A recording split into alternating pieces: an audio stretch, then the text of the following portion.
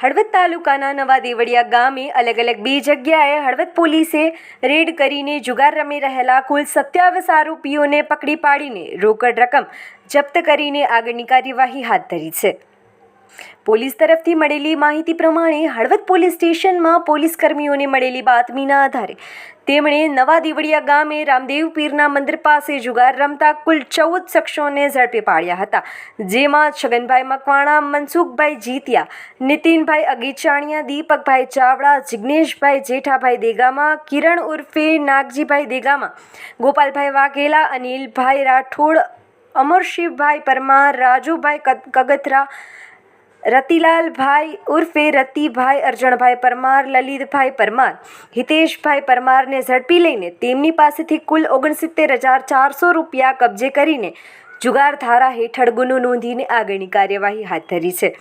જ્યારે બીજા દરોડામાં નવા દેવળિયા ગામે જ શંકર ભગવાનના મંદિર પાસે હળવદ પોલીસે રેડ કરીને કુલ 13 શખ્સોને ઝડપી પાડ્યા છે, જેમાં અજય ઉર્ફે બાચકી દેગામા, વિજયભાઈ અઘારા, કલ્પેશભાઈ કલોત્રા, અમિતભાઈ દેગામા, કમલેશભાઈ પરમાર, ગણેશભાઈ સોલંકી, રજનીભાઈ ભંકોડિયા, કાળીદાસભાઈ સોલંકી, વિપુલભાઈ દેગામા, ગૌતમભાઈ રાઠોડ, નરેશભાઈ ડાંગરુચા, પ્રકાશભાઈ પરમાર, પંકજભાઈ પરમારને ઝડપી પાડીને તેમની પાસેથી